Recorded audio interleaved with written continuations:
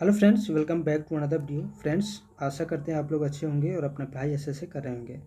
Friends, जैसा कि हम लोग इतिहास के टॉप 500 मोस्ट इंपॉर्टेंट एमसीक्यूज का सीरीज कर रहे हैं, तो यह इस सीरीज का दूसरा वीडियो है। आइए शुरू करते हैं इस वीडियो को और जानते हैं महत्वपूर्ण प्रश्नों को, जो आपकी परीक्षा की दृष्टि से बहुत ही महत्वपूर्ण रहने वाला है। तो आइए शुरू करते हैं। देखिए, पहला क्वेश्चन है, स्वयं को बंगाल का शेर कहने वाला बंगाल का गवर्नर जनरल कौन था? तो बंगाल का गवर्नर जनरल कौन था जो स्वयं को बंगाल का शेर कहता था? तो लॉर्ड वेलेजली था। ठीक है, इसका करेक्ट आंसर बी होगा। आइए लॉर्ड वेलेजली के बारे में कुछ और जान लेते हैं।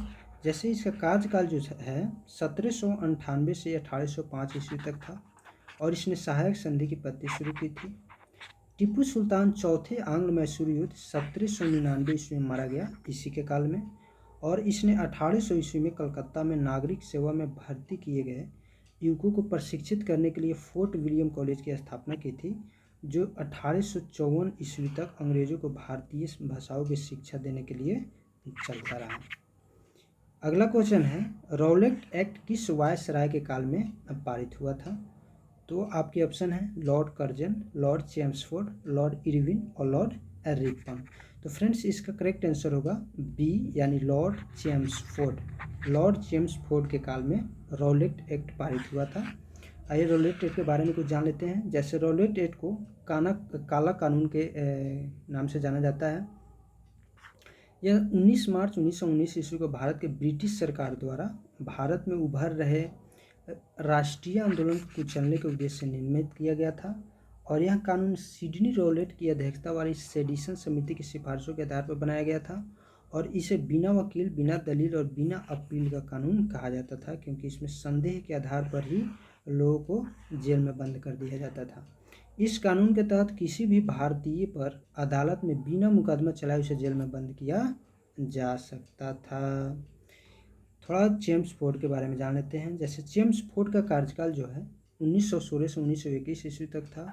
और कांग्रेस के लखनऊ अधिवेशन जो 1916 ईस्वी में हुआ था, इसी के काल में हुआ था। और इसमें कांग्रेस का एकीकरण हुआ, मुस्लिम लीग के साथ समझौता हुआ था। 1916 ईस्वी में पुणे में महिला विश्वविद्यालय की स्थापना हुई थी। इसके काल में 1917 ईस्वी में शिक्षा पर सैडलर आयोग का गठन किया गया था। और इसी के काल में 13 अप्रैल 1919 ईस्वी को जलियांवाला बाग हत्याकांड हुआ था, जो अमृतसर में है। तृतीय अफगान युद्ध इसी के काल में हुआ था। खिलाफत आंदोलन एवं गांधी जी का असहयोग आंदोलन इसी के समय में शुरू हुआ था। चलिए नेक्स्ट क्वेश्चन है, साम्राज्यवाद का नाश हो यह किसका नारा था? साम्राज्यवाद का नाश हो यह किसका नारा था? तो फ्रेंड्स, यह भगत सिंह का नारा था। इसका करेक्ट आंसर ए होगा, यानी भगत सिंह। चलिए भगत सिंह के बारे में कुछ और पॉइंट जानते हैं। जैसे भारत के महान स्वतंत्रता सेनानी एवं क्रांतिकारी थे भगत सिंह। और इनका जन्म 28 सितंबर 1907 ईस्वी को बांगा में हुआ था, जो वर्तमान पाकिस्तान में पड़ता है। और इनकी मृत्यु 23 मार्च 1931 ईस्वी को हुई थी, क्योंकि इसी दिन, इसी तारीख को लाहौर सेंट्रल जेल में इनको फांसी दे दी गई थी, जो लाहौर सेंट्रल जेल अभी वर्तमान पाकिस्तान में पड़ता है। और इनके साथ साथ इनके दो साथियों यानी राजगुरु तथा सुखदेव को भी फांसी दी गई थी। पिता इनके कौन थे? तो सरदार किशन सिंह संधू इनके पिता थे। इनकी माता विद्यावती थी। और ये प्रमुख संगठन से जुड़े हुए थे, नौजवान भारत सभा, हिंदुस्तान सोशलिस्ट रिपब्लिकन एसोसिएशन।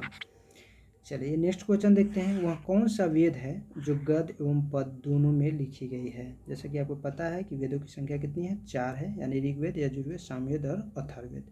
और यहाँ क्वेश्चन पूछा गया है कि वह कौन सा वेद है जो गद्य यानी गद्यांश के फॉर्म में और पद यानी कविता या श्लोक या उसके फॉर्म में दोनों में लिखी गई है।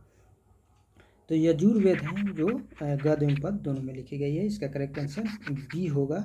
आइए यजुर्वेद के बारे में कुछ और पॉइंट जानते हैं। जैसे सस्वर पाठ के लिए मंत्रों तथा बलि के समय अनुपालन के लिए नियमों का संकलन यजुर्वेद कहलाता है। और इसके पाठकर्ता को अधर्व्यु कहते हैं।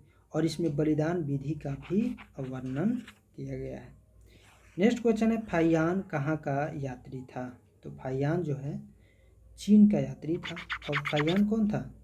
बौद्ध यात्री था जो चीन से आया था। इसका करेक्ट आंसर ए होगा, चीन। चलिए फाहियान के बारे में कुछ और पॉइंट जानते हैं। यहाँ चीनी यात्री गुप्त नरेश चंद्रगुप्त द्वितीय के दरबार में आया था और इसने अपने विवरण में मध्य प्रदेश के समाज एवं संस्कृति के बारे में वर्णन किया है और इसने मध्य प्रदेश की जनता को सुखी एवं समृद्ध बताया है।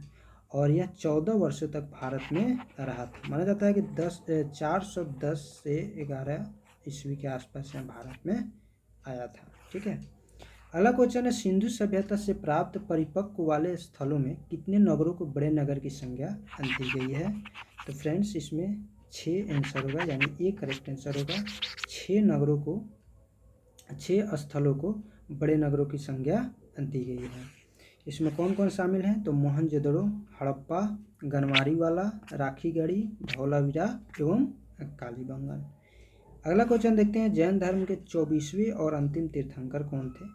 तो जैसा कि आपको पता है कि जैन धर्म में टोटल 24 तीर्थंकर हुए, तो 24वें और अंतिम तीर्थंकर महावीर थे, यानी इसका करेक्ट आंसर क्या होगा? बी इसका करेक्ट आंसर होगा। और ऋषभ देव प्रथम तीर्थंकर थे, पार्श्वनाथ 23वें थे, संभवनाथ दूसरे थे। चलिए महावीर के बारे में कुछ और पॉइंट जान लेते हैं। जैसे महावीर जो थे, इनका जन्म 540 ईसा पूर्व में कुंडग्राम यानी वैशाली में हुआ था। इनके पिता सिद्धार्थ थे जो ज्ञात्री कुल के सरदार थे। इनकी माता त्रिशला थी जो लिच्छवी राजा चेटक की बहन थी। पत्नी का नाम यशोदा था। पुत्री अनुजा प्रियदर्शनी थी। बचपन का नाम वर्धमान था। और इन्होंने 30 वर्ष की उम्र में माता पिता की मृत्यु के पश्चात अपने बड़े भाई नंदीवर्धन से अनुमति लेकर संन्यास जीवन को स्वीकारा था। और 12 वर्षों की कठिन तपस्या के बाद महावीर को जिरिम्बिक के समीप, यानी जिरिम्बिक जो अभी वर्तमान में जमुई जिसको कहते हैं, तो उसी के समीप ब्रिजुपालिका नदी के तट पर साल वृक्ष के नीचे तपस्या करते हुए संपूर्ण ज्ञान का बोध हुआ इनको। और इसी समय से महावीर जिन यानी विजेता, अरहत यानी पुच्छ और निग्रंथ यानी बंधनहीन कहलाए। चलिए नेक्स्ट क्वेश्चन देखते हैं, श्री वैष्णव संप्रदाय के संस्थापक कौन थे?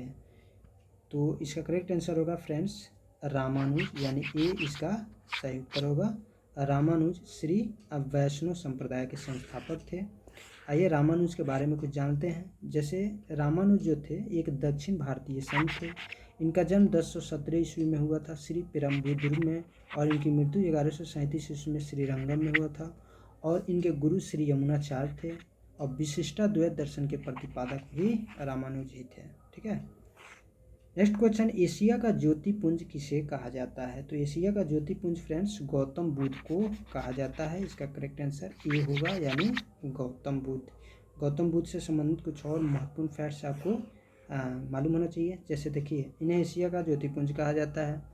गौतम बुद्ध का जन्म 563 ईसा पूर्व में कपिल वस्तु के लुम्बिनी नामक स्थान पर हुआ था, जो लुम्बिनी वर्तमान में कहाँ पड़ता है? नेपाल में पड़ता है।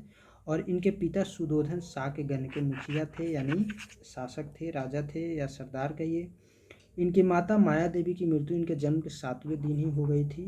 और उसके बाद इनका लालन पालन इनकी सौतेली माँ प्रजापति गौतमी ने किया था। और इनके बचपन का नाम क्या था? सिद्धार्थ था। इनका विवाह 16 वर्ष की अवस्था में यशोधरा के साथ हुआ था। इनके एक पुत्र था जिनका नाम राहुल था। तो आई होप ये वीडियो आपको पसंद आया होगा फ्रेंड्स। वीडियो आपको पसंद आया तो प्लीज़ वीडियो को लाइक कीजिए, चैनल को सब्सक्राइब कर लीजिए। फिर मिलते हैं हम लोग नेक्स्ट वीडियो में नेक्स्ट टॉपिक के साथ। तब तक के लिए हंसते रहिए, पढ़ते रहिए। जय हिंद।